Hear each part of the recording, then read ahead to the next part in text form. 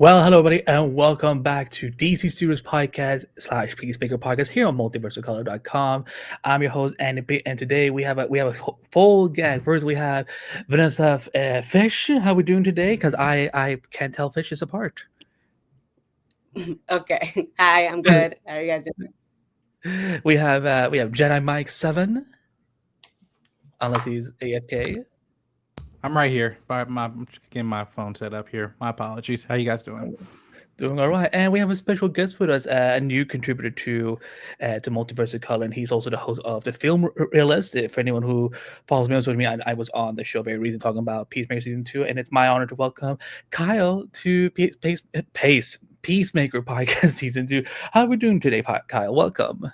Hello, thank you for having me. I'm excited to talk DC. It's a weird time to be able to do that positively. Feels like we're living on our own parallel Earth. Yeah, as we stepped into one of our many doors, and here we are. So we don't have a lot of news. We had this one just tiny piece of news. Boom! Superman sequel, July 2027, with this amazing art from Jorge Jimenez, Jim Lee, and Mitch Gerards.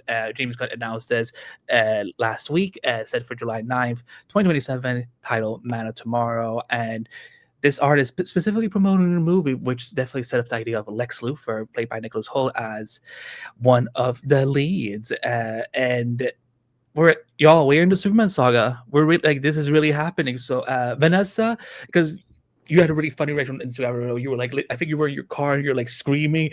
How are you thinking about this? What are some of your theories about this type Superman sequel, but not ish? It's allegedly not a sequel. I don't know. This is just like another movie in the sequence. It's of movies, which is so dumb. I don't know why he's doing that. It's actually annoying me that he's saying that because it's a sequel.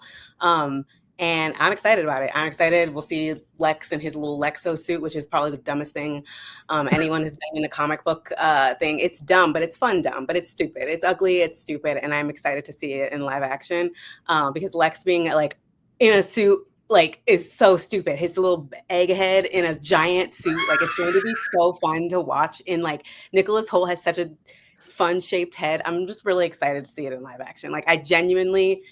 it's one of my that and Mr. and Mrs. Mxyzptlk is probably my two favorite dumb Superman storylines that I genuinely cannot wait to see it live action. So I'm excited, and I love that they're using comic book artists to promote the movie because they know it helps with the books. It helps sell books. It helps sell comics. So that actually makes this whole era of DC much better than any of the previous ones because they're actively promoting the source material instead of shying away from it, which is I don't even think Marvel does that. So it's just nice to see someone finally with respecting the source material and the artists who do it, you know what I mean? So I'm excited. I have whatever. What about you, Mike? So I got this announcement as I landed, and and as I had luggage. And then as I was coming off the plane, notification on my phone, and then my bags dropped. So I was just like, and I was like, wait, what's going on? And I looked at the suit, and I was like, okay, this is a movie thing, whatever. No, because you see David's suit, and then you see, okay, this is a comic suit, but you saw their different arts, and then I'm looking at the comments, I'm seeing, Isabella, she's responding, Aaron Pierre's responding, Grant Gustin responding, and I was like, what the hell's going on? I have conflicting feelings. But where I am right currently, just again, we're in the DC high, and I'm just we're actually having whether it's a quote official sequel or just a next installment with Superman, but at least what they plan and having Lex Luthor and whatever part of it, I'm here for it. And again, with this show, the final 3 episodes that we have not seen are what we told our direct prequels to that said film. So I don't know. I'm waiting until 2 weeks because these episodes are awful. So I'm just ready to get through these next 2 weeks so we can actually get to the real meat here. So yeah. I will say I think episode 5 is pretty cool, but we have to talk about it next week. Kyle, you wrote a little feature for us at MOC about the sequel, but how are you feeling about whatever this is supposed? You know what? James, I'm sorry. I'm gonna call it a sequel. You want to get pissed at me? At me. We can talk about it. Cal, how you feeling about Man of Tomorrow? You need to give me a minute. I might have to get a neck brace because Vanessa just throwing bombs at Lexo suit was not something I expected to start off with. I think it's really funny because I have mixed feelings just kind of in general with how we're getting the news right now, because the lovely intro to the podcast showed all these hopefully podcasts you guys are going to be going to be doing. A third of those projects, we don't know what's happening. So I think I was not flabbergasted by this news because as of the Superman press, which I'm sure we were all paying attention to, James, being the head creative for this, was like, here's your breadcrumb. This will get everybody talking for a month. Oh, it's the Peacemaker premiere. That's when we were given the quote of the Superman saga. Mm-hmm. And now we finally have the next film in the continuation to this, which is the most interesting part, is that it's clearly a continuation of that story. I think it's a good point, Vanessa, that this, for all intents and purposes, will be Superman 2.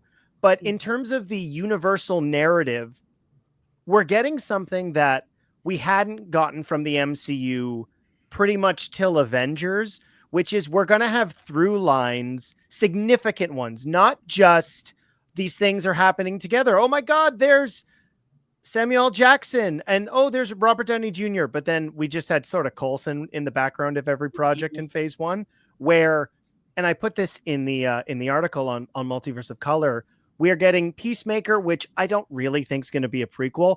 What James probably actually means is people we know we're going to see again, because the actual setup, based on my assumptions, is the continuation is going to be Supergirl, World of Tomorrow, or now Supergirl, which will be the year prior, as well as Lanterns, which we will get even before that.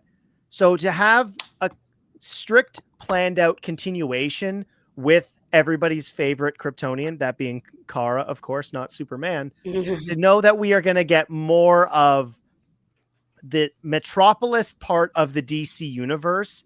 What I find so funny, and I know we're in the DC studios, but this not being titled Superman 2 clearly seemed to bother people because this is 2 universes in a row where we're not going to directly get Superman 2. And to be fair, the last time we got a Superman 2, it wasn't even the true version of Superman 2. Yes. We didn't get that till 2006. So that's a long-winded way of saying I'm excited that we are getting concrete announcements for projects that are actually going to happen, because Lucasfilm, I'm still dealing with the scar tissue of all the stuff they announced previously, as well as what DCEU did announce. So we have a Superman sequel coming, and that's super exciting because as much as people want to rain on the parade of the DCU's burgeoning start, Superman was a success. We wouldn't be getting more of it if it wasn't. Yeah.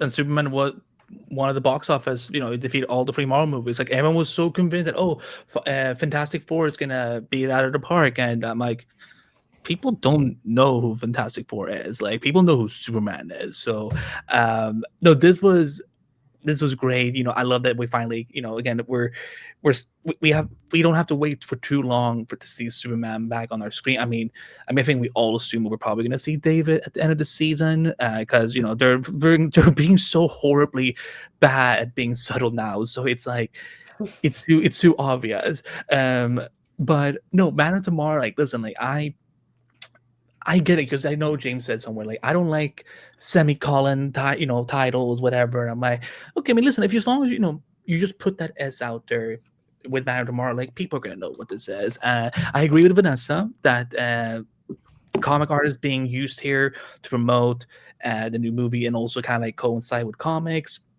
If only Kevin Feige liked comics, like, this could be something, like, they could have things sold out the way that, because we all remember, like, in January 2023, after the announcement came out, Woman of Tomorrow was sold out all over Amazon and several bookstores. And so like now the affording was suddenly starting getting like a lot of purchases. So I love that James loves comics, he respects comics, and there's even a fun featurette on the Superman home media release where a lot of the comic book writers that like how got like special thanks, got to be there. So I'm excited. I love the Lexo suit. I mean, I agree with it. It's also very dumb, but also like it It's can fun be very. dumb.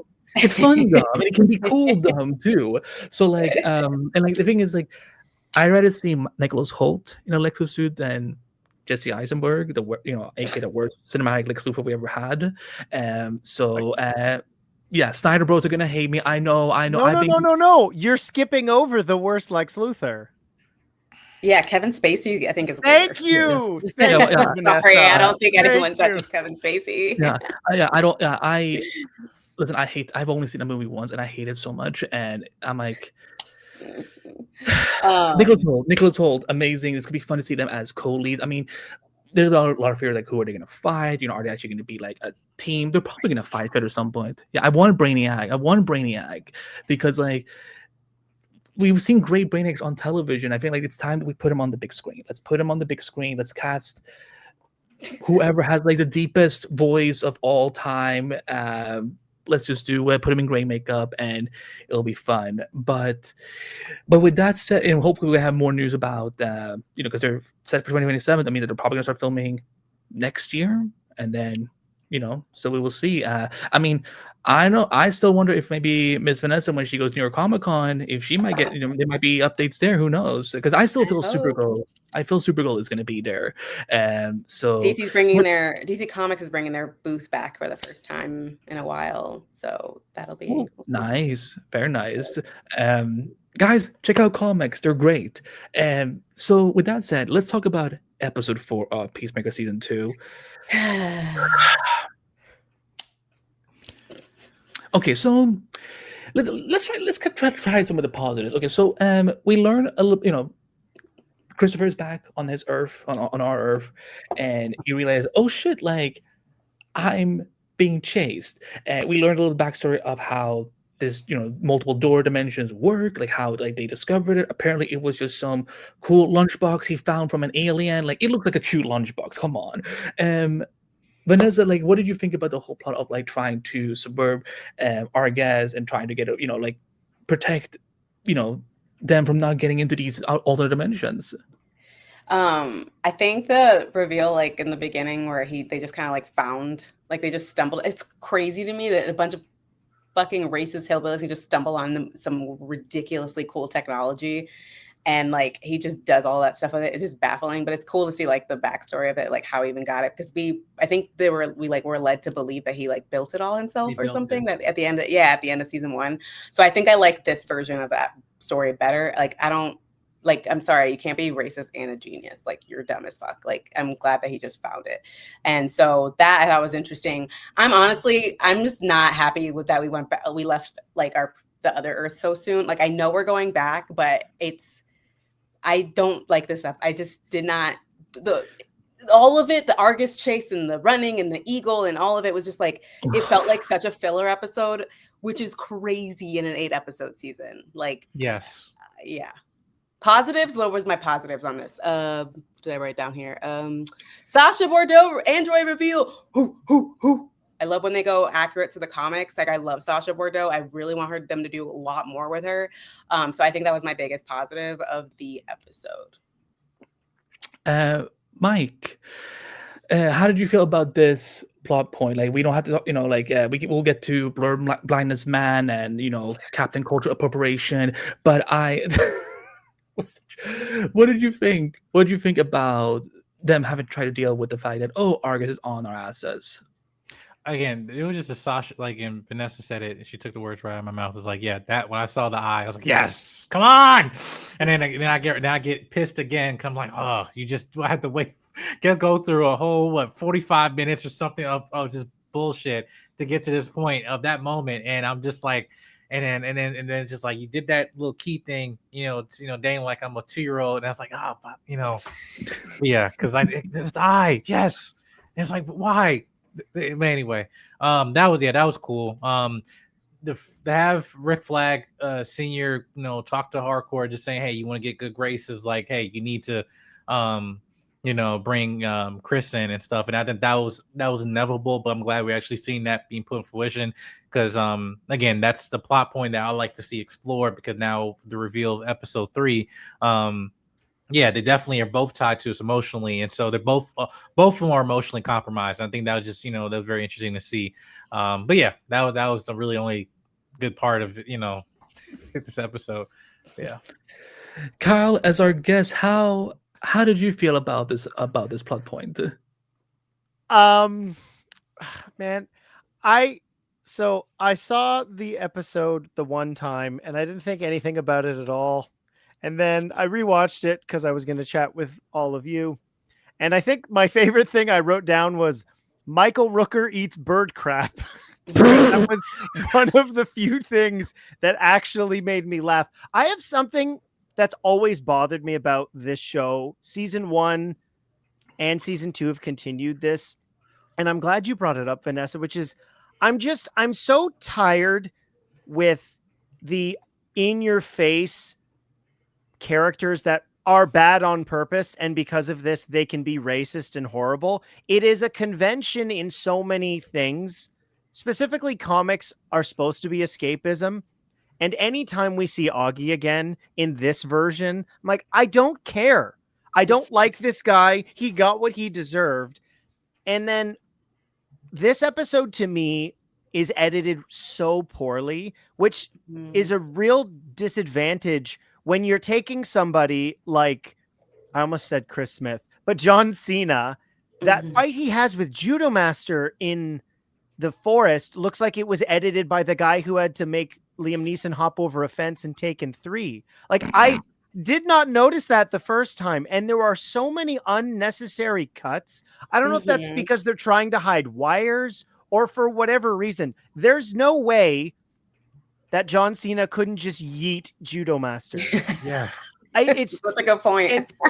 I think my favorite aspect of this show so far has been, and Andy, you and I talked about it, like the drama is the most interesting part of this show. Seeing Peacemaker deal with, and I'm sure we've all seen the theories about what that other Earth might actually be. And it's been hard not to weigh in on that because we've seen more than the public. But in terms of this episode, one of the worst parts of streaming TV is when it feels like cable TV. It's an HBO Max show, but this is DC Studios or the DCU. This is all we've got till, I think we're all kind of predicting January, February for Lanterns, which thank God is an HBO show. But this looked like it was made in a shoebox.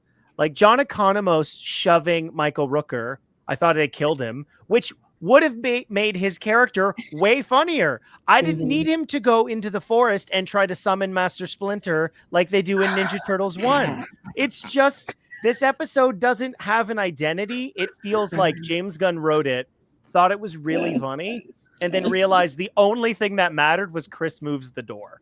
Yeah. Yep. This is Argus. Like, I'm not overly familiar with how many or which one each of you was a part of which DC podcasts, but like Andy, the Argus in the Arrowverse was more clandestine than this Office Space version. Like, if you don't got the budget, there's a way of doing these things where they don't work. John Economos is sitting in the back of a Dairy Queen truck, just like texting people to run away. Like, you've got Tim Meadows with his bird blindness, which is only funny because people are making fun of it. But you have this organization that was just in the Suicide Squad. And even the joke of the first season was Argus sort of put these people on this ridiculous mission that wound up being important. It was kind of like a Slow Horses or Slough House season where they're like, we don't need to see Argus because they're in a van down by the river, to quote the late, great Chris Farley. And then this season, we're in Argus, and they clearly only have half of a floor to shoot in. They don't even have the full office. And it's like, I loved the pilot so much, and building in the aftermath of what's been going on has been the most interesting part. but it feels like they don't know where to pivot. Mike, yes, you have a comment to make. So first off, thank you, Kyle, for going into on that, because now we can just get to the meat of this. Right, my entire gripe with this, and I probably am going to speak for Vanessa on this.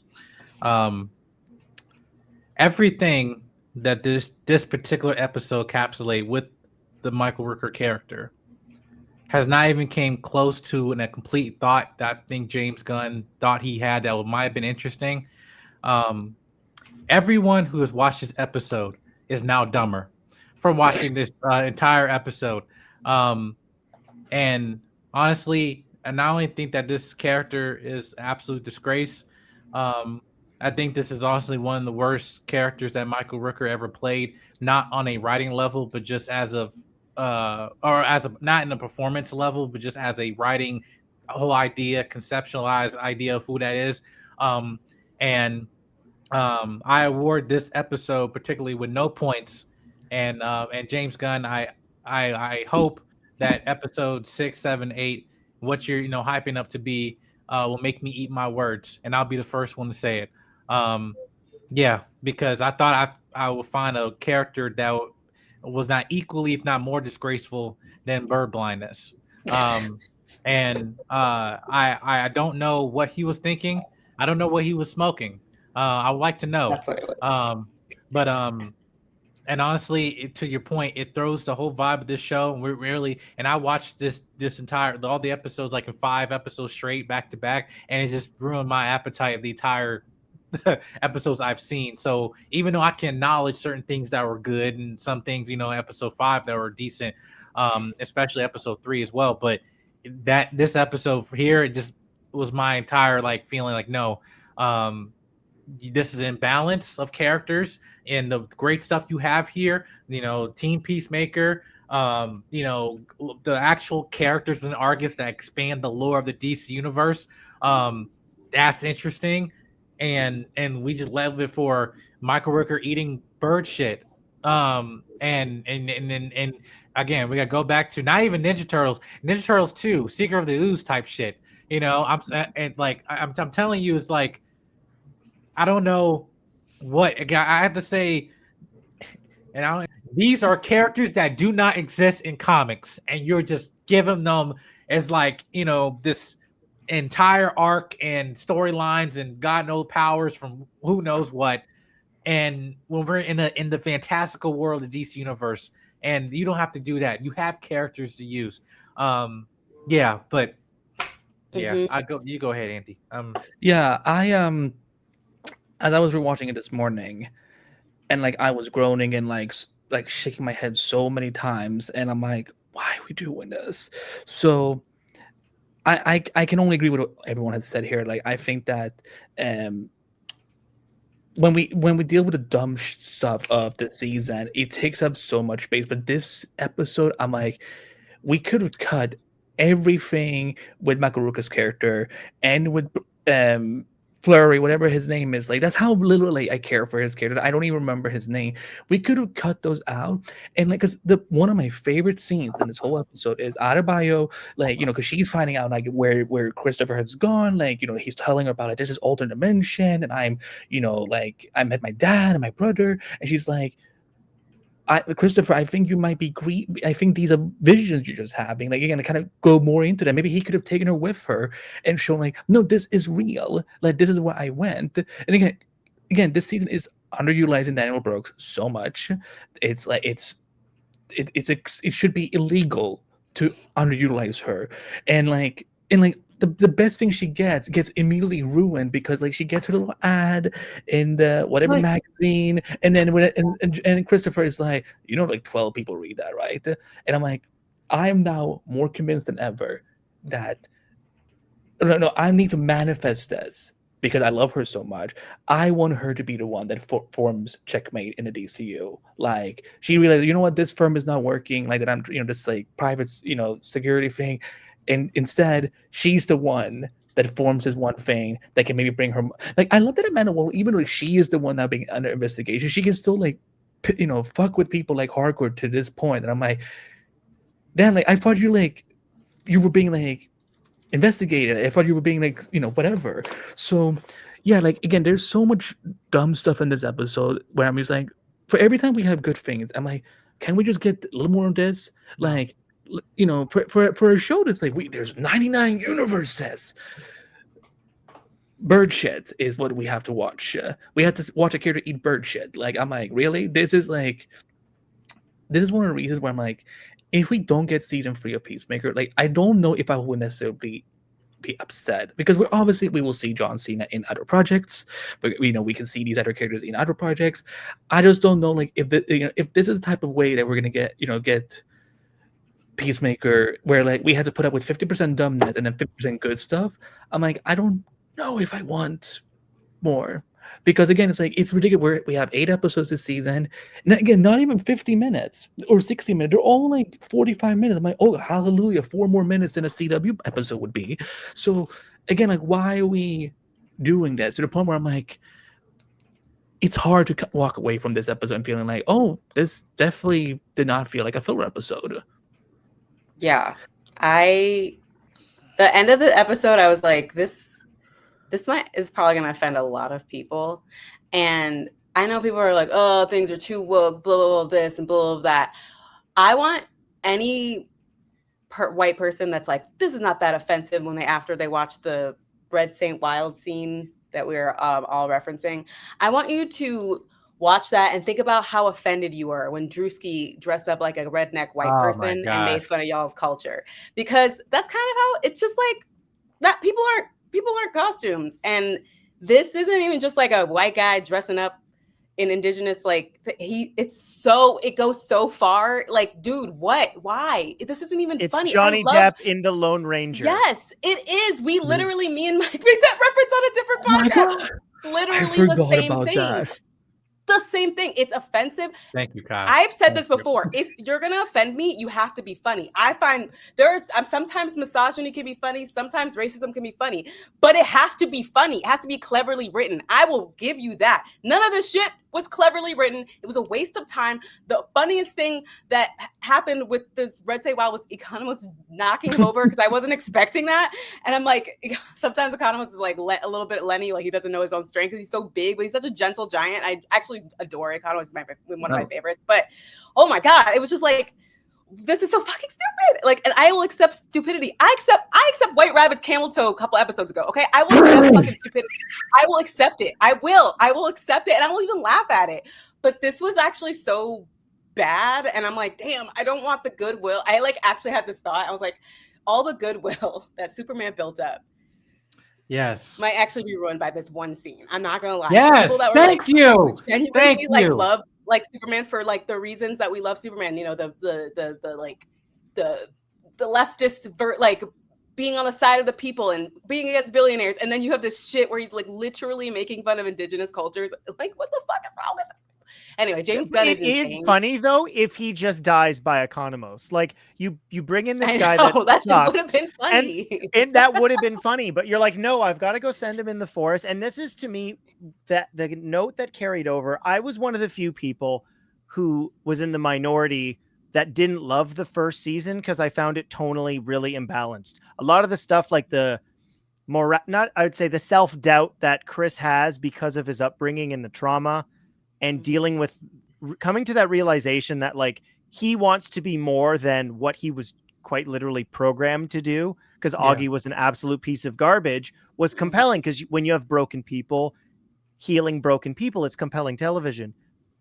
And this season we get good character stuff, but to me it's like, not to bring the MCU into it, but it's like undercutting all of that with a bad joke leaves the aftertaste, which just ruins the next bite, which is super disappointing, because I like the Chris stuff a lot. I like him exploring a world that we are confused about, and we get to see different perspectives. It was fun to see Rick Flag again, or Junior, but with Senior, that stuff to me seems to be the only thing I'm actually that invested in, because when they're not doing the serious stuff with Peacemaker, it's just ridiculous, where any reference to Creature Commandos has been something that I've appreciated. And we get a substantial one in here where I heard you broke your back, which is a clear reference to that. And Amelia Harcourt not dealing with clearly what she's going through.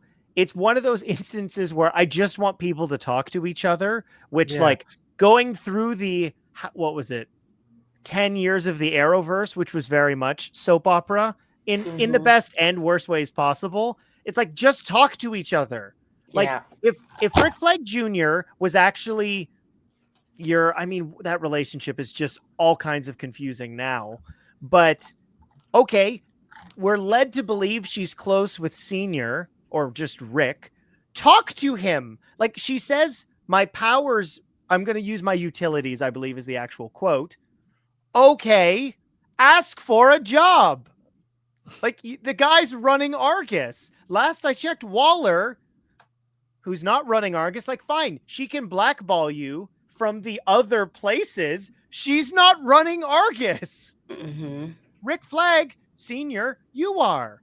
Like, stop dyeing your hair with box dye and give this girl who apparently you care for a job. Like, and it seems to sort of tease that relationship a little bit, but I think, Andy, you brought up a really excellent point that I'm getting really tired of the insult to TV that streaming can be sometimes, where you need to tell compelling stories in each episode. If they're part of a larger mosaic or like they're chapters, for the most part, if you're reading chapters in a book, that chapter might have a cliffhanger or it might be the end of that part of the story. I just recently looked at Dexter Resurrection and I thought that did it much better. But when you have people who cut their teeth on network TV, they've learned these lessons that a lot of streaming TV just doesn't have. You can't just be like, and it's over. It's like, okay, but you didn't give me a conclusion. You just made everything a cliffhanger. That's not a satisfying story. And when you, as we've all said, and I don't like dunking on this as much because I would like to like this show because the appetizer of the premiere was a good one, but this episode it doesn't move anybody forward. It gets one meaningful conversation, which we've all brought up. But outside of that, all we learned that's substantial is Augie didn't make the door. Great. Awesome. Like if that becomes up later, fine. But you could summarize this episode. I'm sure we've all seen them where you can tweet out of context things for watching a movie. Like you could put in random stuff. This whole episode is just a gif of Economos dicking around at the punch code security door. Like him doing this, and then this, and then this. And then maybe Michael Rooker eating a piece of shit. Like, I'm okay with James using his friends when done effectively. Like, I'm somebody who was not looking forward to Nathan Fillion as Guy Gardner. I just wasn't. And I ate crow on that because I thought he was the perfect asshole. Did you eat crow shit? I did not. I did not. No, not even Canadian goose shit because I'm Canadian. But it's just... it's so frustrating because Vanessa made such a great point. The goodwill of Superman was it got people on the outside of any version of DC Comics excited about it again. And I think the biggest tell, and I'm hoping I'm wrong on this, because again, I'm just like y'all, I've only seen 5. Is the lesson that this didn't get HBO. It got HBO Maxed and Lanterns got HBO. Like, is that like sometimes it's right there for you, which is James. And you know, this is not a criticism, knows this is more niche and that's okay. But when you're a niche in a niche, it doesn't mean everybody's going to love it. It usually means the opposite. And I keep saying this, Peacemaker is not Deadpool. And what I mean by this is like there's a Canadian. Yeah, it's like that, but also there's a degree of ridiculousness that you allow with character because he's literally breaking the fourth wall. This character, as much as again the ridiculousness of season 1 was, you mentioned I keep saying it every episode, but this season felt imbalanced, where it's like, hey, let's add 5 other characters who are idiots. And then it's just like, wait, we already have this set character, and he can still be an idiot, but he could be a more mature idiot. That's like with Peter Quill. Peter Quill still had dumb scenes in Guardians of the Galaxy Volume 3 compared to what he did in Volume 1. But that's showing growth of the character, and you don't have to add, well, here's another Peter Quill type character who's an idiot. Like, no, you can add situational humor, but when it's overdone like this, where you adding other characters that are not comic related, that will have a future, you just add this for the sake of time, and this is someone we've seen before, brought back just for the sake, hey, I'm friends with the director and CEO, I'm friends with the boss, right? So it's like, and it's a shame because it also adds ammunition for haters to go like, hey, you see, this is what you get when you're friends with James Gunn. You can add another friend into a role and just give. Well, it was last minute. James has said that he pretty much outlined that it was last minute based on, I don't remember who he was being interviewed by, but said like, or it might have been Michael, and one of them, Michael, I think said like he got a message from James like, hey, can you be in Atlanta? I think is where they shot, and it was like within reason. I think that's to me the most frustrating part as well. Is Vanessa, you put it so perfectly, which is like culture is not a costume. And there have been a lot of shows, I shouldn't even say a lot because that's slightly hyperbolic, but there have been more shows to showcase First Nation or indigenous culture. Like Echo was a really good example of that, specifically focusing in Oklahoma, sadly using a lot of Canadian indigenous actors because there's just not a ton in the States anymore for reasons. Look up history books.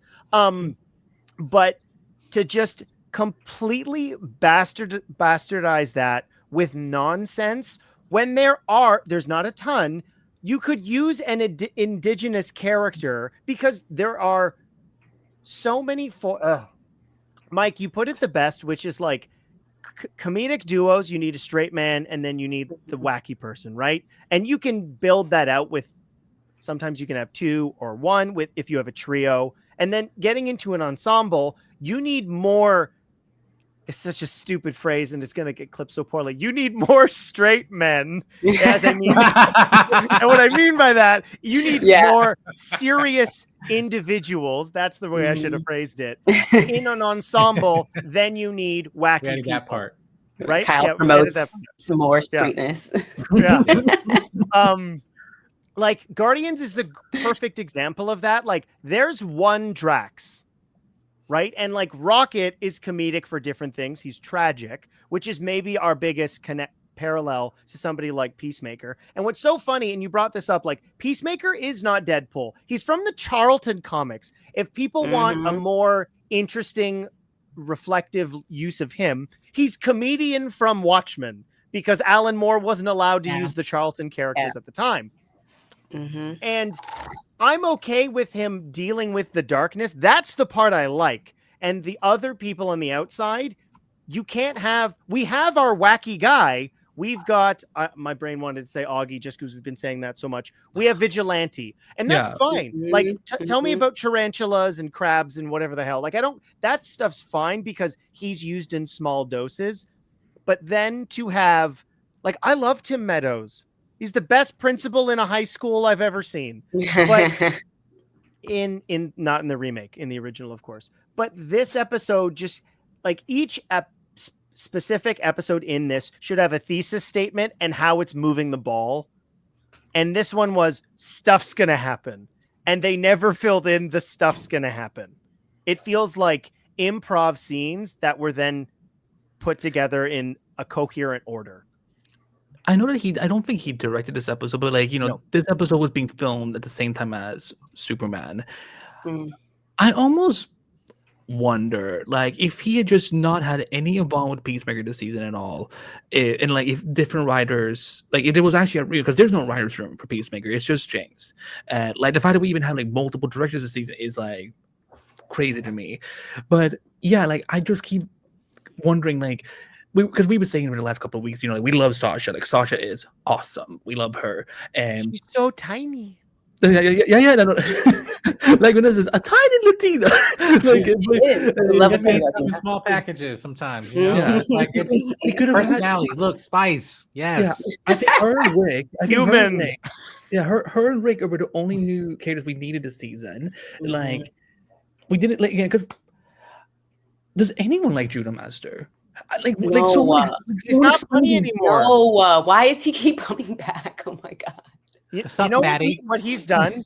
This show has taken the wrong lessons from like Pitch Perfect, which was like Fat Amy was a supporting character and then wound up being essentially the lead of the third film. You had so many funny people, and I wouldn't say use them all effectively, but then it's like, hey, remember this person? They're back. Plus. Imbalance. It's like everyone got a B joke. Nobody got the S material. Well, I also want to say something when Vanessa was talking about, like, that final scene, people who, again, like, if people want to call us that we're being, too woke or whatever, like, go fuck yourself. Like, I don't feel bad for white people. So, like, the fact is that, yeah, like, this character should not exist. This character should not exist. And you know what? Again, like I said before, it sucks that now we can't use Michael Rooker for better roles. And yes, like, you can. He was in the Suicide Squad already. But like, not canon. Not canon now. It's not fully canon though. That's the thing. Not everything from the Suicide Squad is canon. Even like, I think James even said it on Friends that people were asking like, wait a minute, so is 2016 Suicide Squad canon? And he was like, I mean, we can just assume that Rick dated Enchantress. It doesn't mean it because Kara is obviously not going to come back, and I think it's also going to be if there is an Enchantress in this universe, I think she's going to be not that. Well, can I say something controversial? Do we want more Michael Rooker in the DC? No, I was just gonna say that. I don't like you, Andy. I love you so much, but you keep saying this. I'm like, I don't give a fuck about. I like him. I like him, but I don't want him. He's a meme though. Like his last good performance is in Guardians 2. Mary Poppins, y'all. Yeah, which is fine. Like it's a good moment. It's not a good movie, but it's that part. Yes. That Guardians is horrendous. Like, yeah, it's real bad. I'm like, I don't know if I want to see the first one. And then I saw it. I'm like, why wasn't the second one this good? I'm like I was sobbing and crying. In a trilogy is almost always not good. That always happens. Yeah, unless you're Sam Raimi. The second one or The Dark Knight. No, usually it's the third. I was gonna say the third is usually the worst. Yeah. But we get what you're saying. That case it wasn't right. It's yeah. She made a good point, but yeah, like I can't remember. Again, people who Jean Grey made a joke of an Apocalypse. Yes. Yeah, 4-2 is horrendous. It's like, but again, was 4-3 the better one? Yeah, okay, you're right. No. There's only been one good 4 in movie. Marvel. It's usually The Thing, which is interesting. Like I would say, more of their 2s are better than their 3s. Than their 3s. Okay, I thought the second one was bad. No, worse. Sorry, it is what you said, Vanessa. Okay, Thor 2, Iron Man 2, Avengers 2, Guardians 2. I guess Cap is like the main outlier. Cap is out. Winter Soldier. Winter Soldier, which should be number 1 on that list that's coming out, Andy. But just saying. What list? Never mind. I'll text you about it later. That. Okay. Yes. Do we want to see? Went off on a tangent. Sorry. I'll bring us back in because like this episode obviously has a bunch of people that we saw bits of throughout the series so far. Like I can't remember, Mike. No, Vanessa. Somebody mentioned Superman coming. I actually don't want that in this show. I don't, because like it's bringing in characters like that, unless you are doing something meaningful, which based on this episode, which one would we bet on? Like, what are we going to do with David Cornsweat? You know who should be in this? And it would be super funny. Have Jimmy Olsen just walk through and wheel Sasha. Like, why not? That to me is totally. But then you give me more reasons to be on the Jimmy being an asshole womanizer type shit. But he doesn't know. But we know, we're the audience, and we're saying no, James. But we love Jimmy. We don't like Jimmy being a womanizer asshole. Again, I listen. Hey, Steve Lombard. Let's bring back Steve Lombard, who loves his cat so much. No, you know what? Steve Lombard would be perfect in Peacemaker. They can argue about their pets. Because like he's got a cat and Tim Meadows owns a duck. Bring back Ron Troop, the one black guy who didn't get to say anything in the damn Superman movie. No more black people in Peacemaker. Listen, you have destroyed. Listen, you have messed with our black women. You also bring iconic black male actors in TV actors into this show, and you make them into a fucking disgrace. Okay, I'm I gonna don't want this give you episode is gonna I don't want Static. I don't want Nubia. I don't want no Bumblebee. Protect black women. Protect black people I from want this show. Bumblebee. I don't need Yeah, James Gunn yeah. as director. I think James Gunn is. I think we can. Yeah. Yeah. Okay. Mike. This is a fear I've had since one of my friends jokingly said this to me as a fear. Like, Andy, I'm like, yeah. What if Tim Meadows is Martian Manhunter? I'm like, I will actually strangle myself if that happens. I'm tired of people saying this, and they're only saying this because Martian Manhunter is black. And some like, stop it. Just because you see a black man in the DC universe does not make him Martian Manhunter or Green Lantern. Y'all gotta stop being slightly racist, please. Oh my god. Yes, not every black kid in a Spider-Man movie smiles. Like it's like so, yes. One black person means you get to be Martian Manhunter. Chill out. He's Black Lightning. That's obviously who he's going to be. Like I've seen this on Reddit and everyone's talking about like, do you think he's Martian Manhunter? No, he's not. There is literally nothing about this character besides his black skin that has anything in common with the Martian Manhunter you're referring to. This is the only reason why you guys are referring to that. Stop it. Has he been around fire? No, no, I don't think so. And he hasn't been eating any Chacos, so he didn't. He didn't walk up on Michael Rooker's. I don't know what to call that. I don't even want to talk about it. Like it felt uncomfortable. Like Augie was deliberately pitched as like this horrible human being, and why Chris Smith is the way he is. Yeah, but there's good writing and acting there. That's the thing. Like Red St. Wild pisses me off so much because the only person who seems to realize, actually, well, no, I guess Judo Master, but again. Who cares? But John Economos is like, excuse me? Who is this guy? Captain Cultural Appropriation. That was like Tim Meadows is doing whatever he's doing. You know what? Fine. But then he almost got kitties killed. Yeah. This is the point I wanted to make before I forget it. So this is the point I wanted to make. So because Vanessa was talking about like losing, the goodwill, from James when it comes to actors seeing Superman. Here's no children are watching this. I really hope that's the big thing. Like I took my kids to see Superman. You can bet your ass they're not watching Peacemaker. No. Yeah. When I will say that, it's like I can see like filmmakers can do different things. I can accept that. I think it's just that I want James to retire from this. Like, give us more good stuff like Superman. Give us good drama. Like again, do more things like Christopher's trauma throughout season 1. Because I'm like, okay, it's just a muscular dude who thinks he's a great superhero, blah blah. But I'm like, oh shit, this is actually deep. And I'm like, we have John Cena playing him. Like this is great. Focus more on things like that. I don't want this stupid humor. Like. I don't know why, and I think Vanessa said this in episode 1 or 2. It was 1 or 2, but it's like it's almost like he's hanging on to this aspect of his storytelling to still like rope in the people who like would find offensive shit like that's funny, and I'm like, but come on, it feels counterintuitive to what got him. I mean, for half a second, like fired at Marvel. Mm-hmm. Yeah, like the edgelord antics are rearing their head again. Like this is what got him fired. Like, is this one of those instances I mean, being a millennial and saying the prequels are bad is apparently outside of the norm now. Like, I'm getting real tired of the stupid millennials saying they're good. They never were.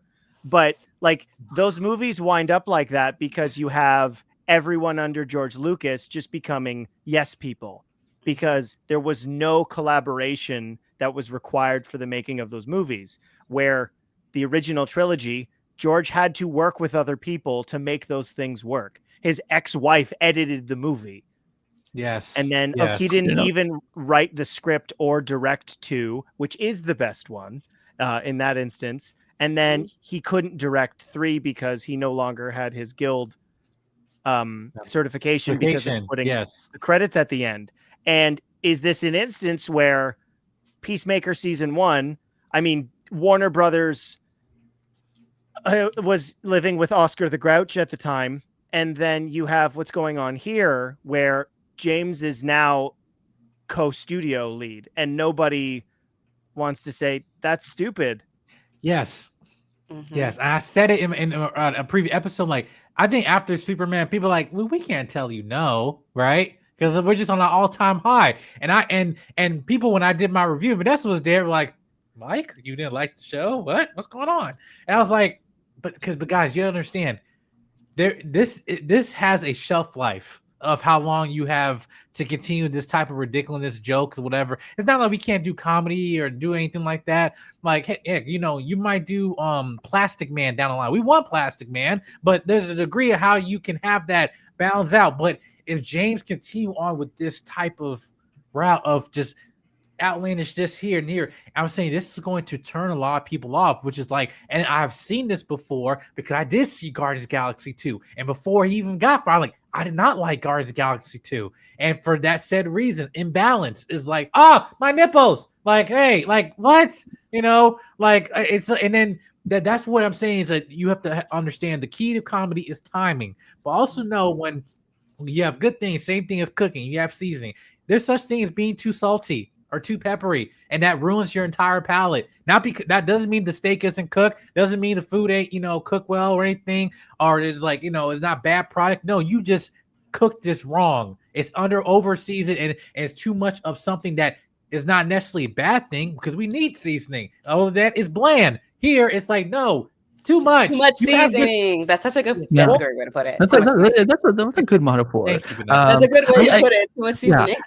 Like, I just wish it had been about food because right now I can't eat food. So I'm just like, oh no, why is he talking about cooking? I'm getting hungry now. Like, Well, no, I'm hungry. yeah. Bring back to Superman though, Mike. You brought up a good point with that. Like, the thing that this show doesn't have is nobody likes Economos. So when he is being critical, about Judo Master or Tim Meadows or Michael Rooker, the audience isn't going to take the criticism of that character seriously.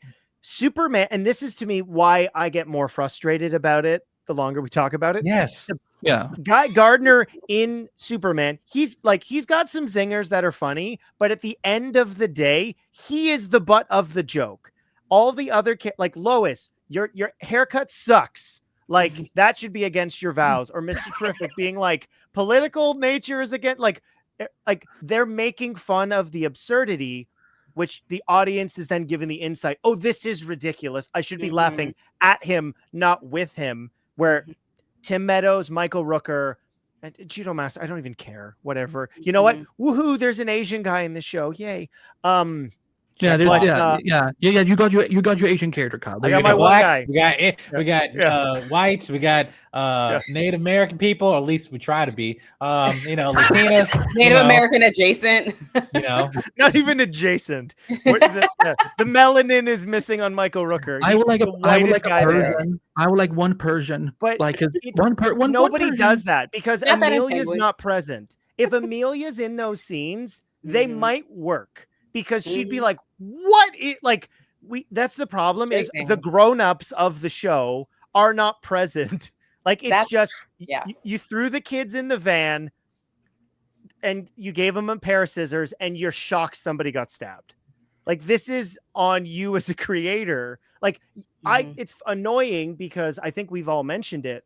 The best stuff is the dramatic scenes with the grown-ups and like, the joke in Adebayo's all pumped about her sexy silhouette in the magazine. You're like, well, it probably was going to be a scam. And you're like, oh, okay. But like, that shows that you can use the humor to show the bond between those characters and getting more established backstory with Senior and Amelia. That stuff is great. But when the middle of that, it's, what it's kind of like, it's like if my kids were to make my smoothie for breakfast in concept, they would be like peanut butter, grapes, and they'd be like, all these ingredients make sense to go back to your food thing. But when you've blended them all poorly with no portion control, it just turns into mud. Peanut butter and grapes. That's what this episode. That's what my kids would do. Because they're like my son, he'd be like, I like grapes. Dad likes grapes. And he likes peanut butter. Like, why not? And you get this. And it's on me as the adult. I didn't supervise the situation. And Oh, kinda- James, you wrote it, Warner and then you Brothers. didn't direct it. So maybe if that had been the case, it would have worked out better. No, My I kinda last wanna- thought on this. Yeah, because before we're gonna we wrap this up wrap because I up, have nothing yeah. else to say about this either because I Yeah. don't like this My last episode. thought- Sorry, Vanessa, go ahead. My last thought is I think that because he was held back a little bit in Superman, like Guy Gardner was originally supposed to say, don't be such a pussy instead of don't be such a wimp. So there are certain things that he was held back from saying. I don't think he has that same restraint with Peacemaker. And so I think he just goes a little bit harder with Peacemaker, which I get it. I totally understand, but it is jarring because like Peacemaker 1 felt like middle school or like high school. This is college now. We're in college. We're in the real universe. Act like we got actual shit. You got to get a job soon. Like, be serious. Like, be a little bit more serious. But put your It's fucking tie on. post-college. It when feels you're, like when it you're feels not like we're just supposed to be accruing debt. Yeah. We're supposed to be. This is supposed to be a little bit more serious. I love the jokes. I love it, but I don't want the DC universe, this new DC universe, to be like mainly just like dumb jokes. And like obviously Lanterns will have a completely different vibe. So I think we are going a little hard on this episode because it was so bad to me. Like, I genuinely did not like the stuff that happened in this episode, but I do think that like there is a balance. Like there's other directors, other writers, other people in the universe that are creating these stories, and not the entire universe won't feel like it, but that's how it. Yeah, But like the fact, because I think you said this, I think it was like maybe 2 weeks ago. Like the fact that this is the thing we're getting right after Superman. Like, it's one thing to like, if we got Superman and then something like Superman again, and then we can go into Peacemaker, like kind of like what we had with Creature Commandos last December. But this is like, the wholesome of Superman to, we have the thing of Superman wholesome to blurred blindness and shit. So I don't want to talk about this episode anymore. I don't want to I'm probably never gonna revisit this episode again. Like I am there's definitely a lot of more good stuff in episode 5, so I'm more excited about talking about that next week. Vanessa, where can we find Vanessa Goldfish? Where can people find you on social media and all your other projects? Because I don't know fishes. The shark is not. Wouldn't it be funnier if you said dolphin or whale? I said dolphin last week. Eat fish, but a dolphin's a mammal. You know what? I fell asleep during biology. Whatever. Let me alone. Vanessa, where can we find you? Yeah, where can we find you? You can find me at Vanessa Shark on everything. Well, not everything, but like Instagram and Threads and Blue Sky. I don't really use it anymore, but those are the things I'm on. I also keep my VanessaShark.com updated, writing and interviewing for Multiverse of Color. I have a interview with Green Lantern Corps writer Morgan Hampton coming soon. And what else do I have going on? New York Comic Con? Oh yeah, New York Comic Con's in a month. And yeah, I'm excited for all that. Jenna Mike, where can we find you? You can find me here, but first, can we just give her the flowers of having her hair just be on, just be on point? Like, it's like seriously, it's just like the curls and everything. Oh, my wife got some curls too. This is in season. I mean, seriously, you gotta appreciate it. Listen, when God created Vanessa, it was just so in my face these last few episodes. I did not like. We have to give it a sec. Yeah. You guys are sweet. Not to sound too thirsty, but yeah, I remember like last week when she was like, "Oh, I'm still fixing my hair." I'm like, "What do you mean? It looks great." I'm like, "I want to wake up with hair like that." Like, good lord. So like, God just put a little too much perfect in Vanessa. So Thank you. You guys stop. Okay, stop. All right, Jedi Mike. What about you? Now you can find me here. Also on my channel, Jedi Mike 7, brought to you by Solo Media. Just came back from TIFF and everything. I'll discuss more of that soon. And everything. I am press approved, bitches. There you go. Yes. And everything. We're and in I my got neck of the woods. Yes, and I got more stuff down the line that's coming very, very soon. I'll make more announcements to that. And I'll be writing and everything and all that stuff more. So yeah, you can find me everywhere at Jedi Mike 7. Yes. And Kyle, Fiddle, thank you so much for joining us. Where can we find you? And tell if people are not listening to the Film Realist, which they should, because even though he keeps saying like I'm just a nobody, he's a somebody. Just you correct stole them. that's literally you can't steal my slogan. I'm the one who self-deprecates on the show. You don't get to do that. So like it's not self-deprecation. It is an accurate interpretation of the status. Okay. All right. I'm gonna cut him. Okay, Mr. Mangione, I'm gonna cut you off. I host and produce the Film Realist, which is the film and TV podcast from a complete nobody that is hopefully for somebody. So weekly reviews of the major TV or film. So it's been a bit of a TV review schedule for a noticeable bit. I recently covered Dexter Resurrection, which if you are a longtime fan of that show and just happen to have skipped New Blood for whatever reason or Original Sin, you should definitely jump back in with New Blood and check out Resurrection because it might be one of the best seasons of the show's history, which is saying something when it's the 10th season. I guess other things next, I don't know what your air schedule is, but the next thing I'm going to be covering is Star Trek Strange New World Season 3. And you can check out Film Realists, REELISTS on, I think I'm on everything for Film Realists. So check all the public stuff out there. The website is always pinned in episode descriptions. So YouTube, Twitter, Instagram, Blue Sky, Threads, Hive, Mastodon, TikTok. I forgot about some of those. Facebook, Yeah, still on Facebook. I mean, the Mastodon does not get used, but it's all seamlessly the same thing. So if you follow on one of them, you're likely to see whatever is happening with the show. And I've been fortunate enough to have Andy on a couple times. We're usually talking DC properties. And because I know this is going to be hosted on Multiverse of Color, I did write up I almost said Superman Man of Tomorrow, but I did write up the Man of Tomorrow Superman sequel announcement. So you can check that out on Multiverse of Color. Thank you so much for having me. I know it was a late minute edition and I crashed the show. Listen. It was way more entertaining having you on than having to talk about this episode because I feel so bad. Maybe we'll try to get you on next weekend because we can talk about good episode. Because I'm like, shit, I'm really going for like a shitty episode. Like I hate doing. There were so many times during the flashback when I would bring guests who finally wanted to come. I'm like, oh, this episode was not good though. But I'm like, this is what we're doing now. You can find me at Animabite on all social media. I'm a senior writer for Screener.com. Check out all my news coverage over there. We're doing some interviews tomorrow at the time of recording for Multiverse of Color, so stay tuned. And I